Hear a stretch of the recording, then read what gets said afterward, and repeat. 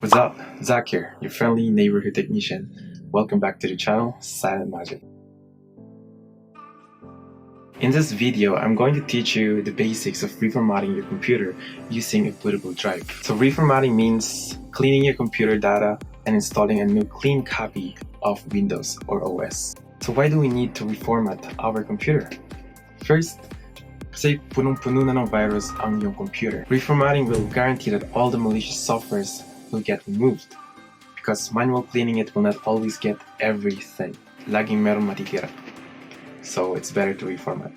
Second, kapag magbebenta kayo ng computer, syempre because you want it clean and fresh for the new user. Third, kapag may problema na sa performance ng iyong computer, like apps not working well, then you should definitely reformat your computer. Ito lang naman ang mga main reasons why we need to reformat our computers. In this video, I'm going to install Windows 10 because it's the most compatible OS to the computer I'm going to install it in.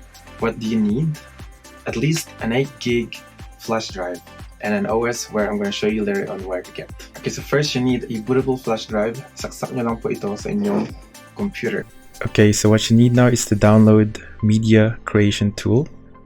You can do that by simply going to your browser and search download Windows 10. Click on the one by Microsoft. I will put the link in the description below if you need it. On this page, click on Download Tool now, and the Windows 10 Media Tool will download shortly. It's just a small size, so it should download pretty fast. So after the download, run the tool.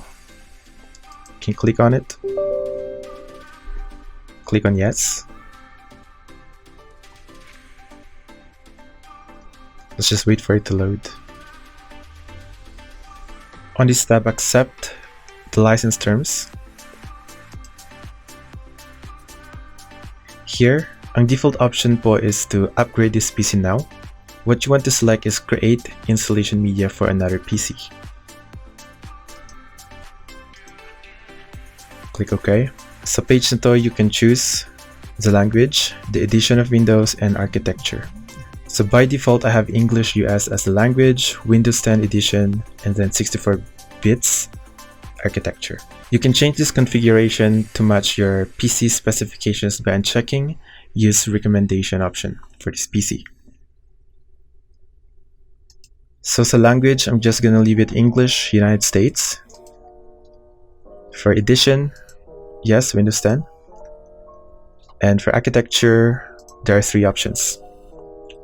We have 32-bit, 64-bit, and both. If you're only choosing 32 or 64-bit, you can just use an 8 gig flash drive. But if you're going to choose both, you will at least need a 16 gig flash drive to avoid errors. Here, I have a 16 gig 2.0 flash drive, but if you can get a 3.0 flash drive, it could save you a little bit of time during the disk creation process and installing compared to a 2.0 flash drive. So again, I'm gonna choose or select both because I'm a technician.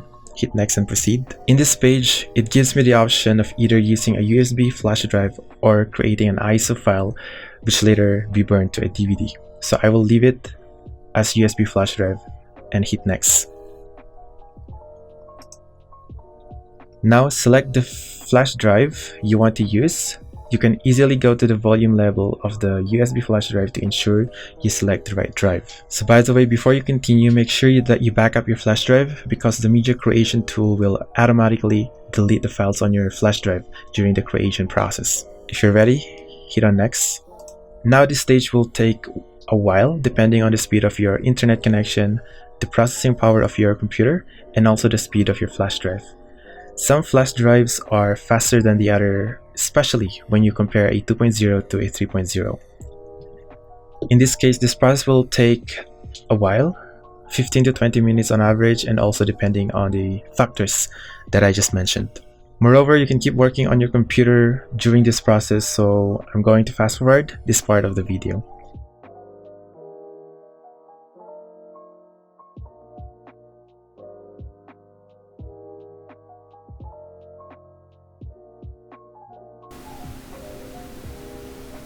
Now, we've successfully completed the media creation process for Windows 10 installation. Click on Finish.